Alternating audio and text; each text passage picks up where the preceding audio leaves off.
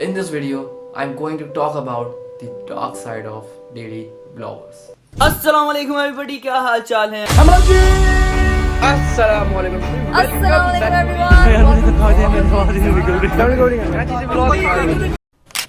इस वीडियो का डिस्क्लेमर सिर्फ इतना ही है कि इस वीडियो में जितनी भी बातें हैं वो मेरी अपनी ऑब्जर्वेशन है, वो मेरी अपनी एनालिसिस है अबाउट डेली व्लॉगर्स।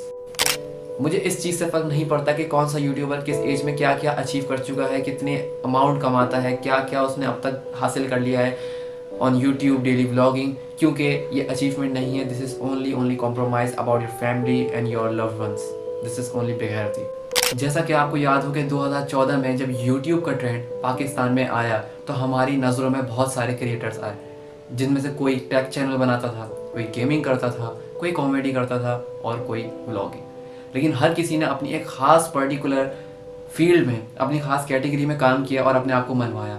अगर कोई व्लॉगिंग भी करता था, जैसे कि इरफान जुनेजो, युखानो, तैमूर AKA मूरो, इसके अलावा जुनेद अकरम, इन सब ने अगर वीडियोस बनाई भी तो ऐसी वीडियोस थी कि उसका कंटेंट ना सिर्फ पाकिस्तान में बल्कि बॉर्डर पार तक अप्रिशिएट होता था। और नो डाउट उस व्लॉग्स को देख के लगता था कि ये व्लॉग्स वाकई व्लॉग्स के नाले के लायक है, अप्रिसिएशन है। लेकिन 2021 में ये सब कुछ बदल के रह गया। क्वालिटी कंटेंट जो है वो डिज़ास्टर में बदल गया और व्लॉगिंग की एक और नया फॉर्मेट जो है वो इंट्रोड्यूस हो गया।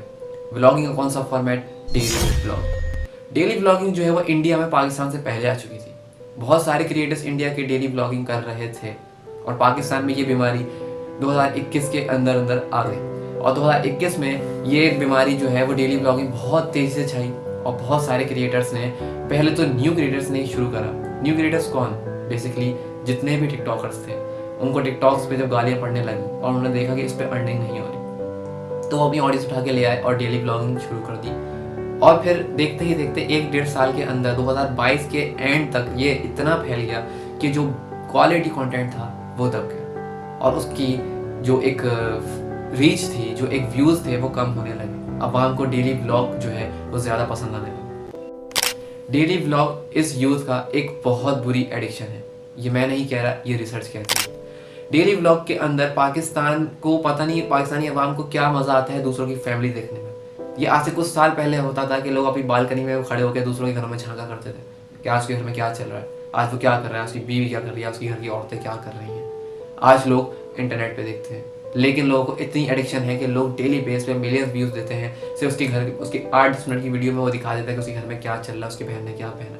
लोगों को दूसरे घरों में देखने का इतना शौक है, चाहे अपने घर में क्या चल रहा हो। अपने घर के माँ बाप, उसके अपने माँ बाप बूढ़े हो रहे हैं, वो अपने माँ बाप के लिए कुछ नहीं कर पा रहा, उनको एक अच्छी लाइफ नहीं दे पा रहा, उनको एक सहूलियात नहीं दे पा रहा, लेकिन दूसरों के घरों में दूसरों की डेली लाइफ को व्लॉगिंग देखना इतना शौक है। इसी वजह से हमारी अब यूथ का ये हाल हो रहा है। डेली व्लॉगर्स को डेली बेसिस पे बहुत सारे लोग देखते हैं और फॉलो भी करते हैं। अगर आप अपनी वीडियोस में लग्जरीज दिखाते हो, अपनी कार्स, अपने घर, अपने तफरीहात, अपने घूमना फिरना, करोड़ों लाख रुपए खर्चा, तो कहीं ना कहीं डेली व्लॉगर्स के जो फॉलोअर्स होते हैं उनके दिल में भी ये बात आती है कि क्यों ना हम भी अब शुरू करें। और क्या करना है, फैमिली कॉम्प्रोमाइज़ ही करनी है, लेकिन ज़िंदगी संवर जाएगी, हमें भी पैसा मिलेगा। जाहिर सी बात है कि अगर आप बड़े क्रिएटर हो, आपको बहुत लोग फॉलो करते हैं, तो आप जो भी करोगे आप रोल मॉडल हो। आपको देखते ही आपके छोटे क्रिएटर्स जो यूट्यूब पे आएंगे वो वही चीज़ शुरू करेंगे। और अब यही हो रहा है। अब तकरीबन गली गली मोहल्ले में एक ही घर में 5-5 यूट्यूब चैनल बने हुए हैं और वो सब डेली व्लॉगिंग कर रहे हैं, क्योंकि सबसे आसान और सबसे फजूल और बेहुदा काम यही है कि जिसके अंदर पैसा भी है और जो जल्दी ग्रोथ भी है। और नो डाउट कि ये डेली व्लॉगिंग जो है ये हमारे मेंटल हेल्थ पे भी बहुत असर करती है। क्यों असर करती है? कि आप जब दूसरे डेली व्लॉगर्स को देखते हो और उनकी बड़ी बड़ी लग्जरीज, उनकी कार्स, उनके घर देखते हो और ख़ुद एक आप मिडिल क्लास फैमिली से अगर ताल्लुक़ रखते हो, तो ये चीज़ आपके मेंटल हेल्थ पे असर ज़रूर करती है। ये इंसानी फितरत है कि आपके दिल में आती है कि काश ये मेरे पास भी होता, और आपकी ये धीरे धीरे इंस्पिरेशन बनने लगती है और फिर आप वही रास्ता फॉलो करने लगते हो, डेली व्लॉगिंग शुरू कर देते हो, सही गलत की तमीज़ छोड़ देते हो। कुछ लोग तो अपने सब्सक्राइबर से इतना कंफर्टेबल होते हैं कि उनके लिए प्राइवेसी नाम की कोई चीज़ नहीं होती।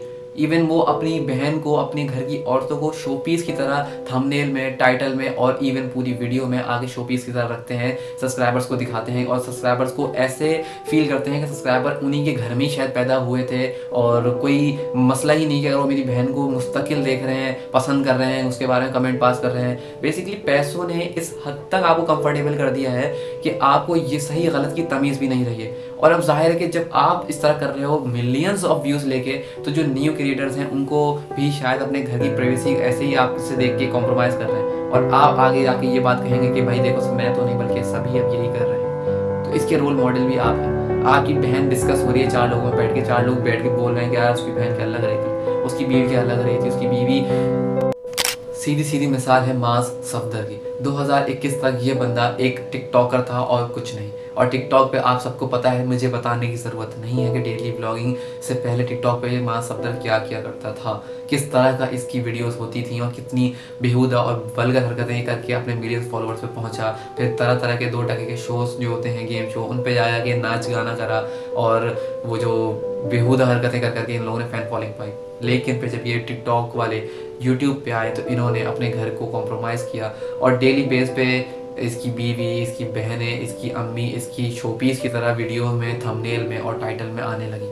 और आहिस्ता आहिस्ता ये इतना वायरल हो गया कि अब लोग एडिक्टेड हो गए हैं इससे। इसका व्लॉग ना आए तो कमेंट कर रहे होते हैं कि मास भाई आपका व्लॉग अब तक अपडेट नहीं हुआ, ये सब क्यों। अब एक सवाल ये भी आता है कि क्या ये जो व्लॉग में दिखाया जाता है, क्या ये फेक होता है या रियल? क्या वाकई कोई इतना मोहब्बत वाले ख़ानदान होते हैं या नहीं? तो अगर इसका मैं एक शॉर्ट आंसर दूं तो मैं यही कहूँगा कि नहीं, व्लॉग भी स्क्रिप्टेड होते हैं। इवन व्लॉग सबसे ज़्यादा स्क्रिप्टेड होते हैं, क्योंकि जिस चीज़ से पैसा आने लगे उसके लिए घर वाले भी एक्टिंग करने के लिए राज़ी हो जाते हैं। This is only scripted things. घर कोई भी इतना खुशहाल नहीं होता या हर वक्त कैमरे के सामने एक्टिंग हो रही होती है। मतलब आपका कोई अपनी प्राइवेट लाइफ नहीं बचती। इस वीडियो को काफ़ी दिल से बनाया है और काफ़ी मकसद से बनाया है। तो अगर आप इस वीडियो को लाइक करते हैं और सब्सक्राइब करते हैं तो इससे एटलीस्ट मुझे एक मोटिवेशन मिलती है, एक एप्रिसिएशन मिलती है। तो आपके ऊपर है, अगर आपको वीडियो पसंद आई तो प्लीज़ लाइक करें, सब्सक्राइब करें। Thank you so much. अल्लाह हाफ़िज़।